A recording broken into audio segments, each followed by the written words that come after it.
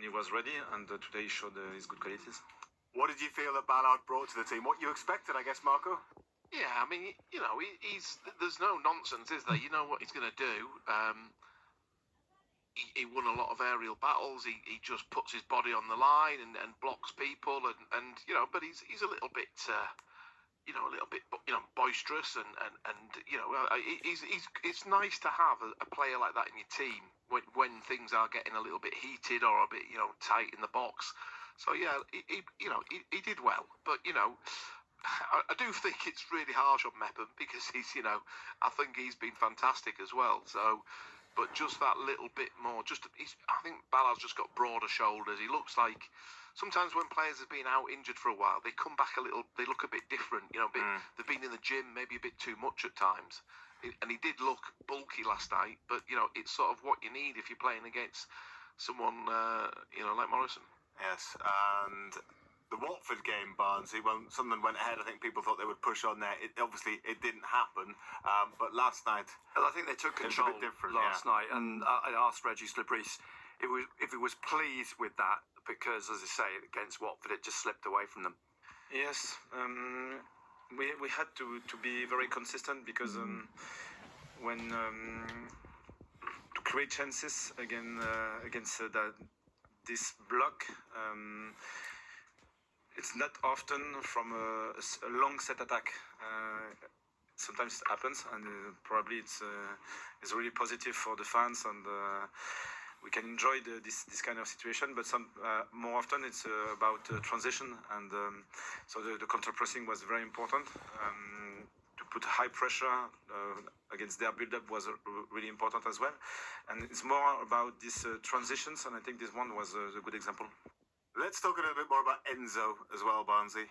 Well, I thought in the first half, especially, there were times when he was unplayable. I mean, Walters and Ali didn't know whether they were coming or going, because he's got this ability to just quickly flick the ball the wrong side of where they think he's going to go, and he's away. And then with Sirkin overlapping, as Marco alluded to earlier on, it must be a nightmare for defenders. And of course, he's topped it off with his first goal for Sunderland as well. Yeah, difficult to solve for the opponent, and it's good for us. But I think he's really well connected with the team, and he showed that he can be a hard worker out of position, and is here to help. And he's really talented, so for sure. But at the same time, he's a good teammate, and when you can earn this confidence by the team, at the end you can show your good qualities.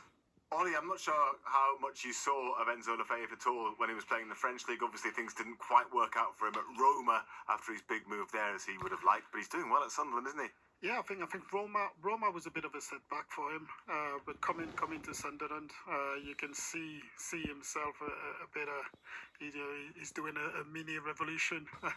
He's trying to recreate himself.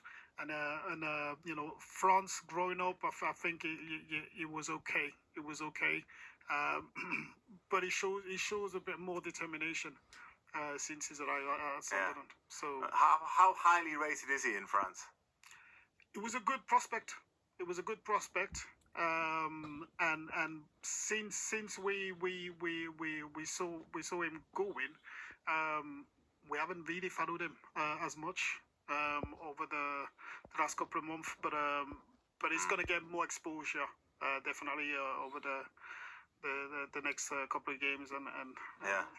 Marco, the conversation after the game last night turns to whether he would be better placed in a more central position where he can be even more influential. A few people are seeing what he can do and thinking that. I think Regis Lebris did to talk a little bit about that and how it's kind of he talked about his triangles again, didn't he, Barnsley? After the game. His triangles. Loves his triangles. And Regis is important in the triangles that are out on the left hand side, Marco. I think, but I think eventually he'll probably move inside.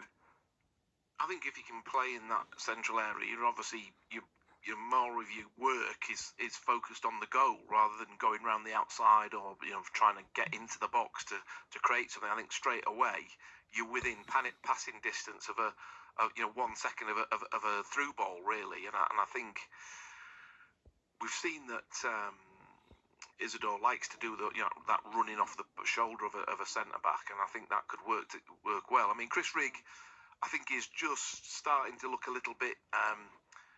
Maybe I don't want to be too harsh on him, but a little bit jaded. A couple of times he got some stiff challenges last night, and he's a young man who's been absolutely incredible for us this season.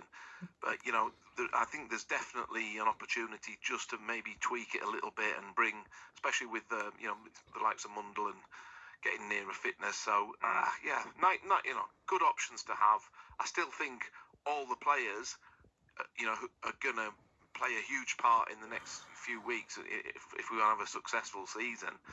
It isn't going to be, if Rick did sit a few games, he will definitely be an impact player or, be involved in maybe a different position. But I do think that we would like to see it, the experience that Enzo has over Rick might be better at this time. And Regis Lebris also did talk about Patrick Roberts. Well, I asked him about it because he didn't score. He's unlucky. He hit the post, as we said earlier. He created the most chances in the game. He had the most dribbles. So overall, that was a good contribution. Yes,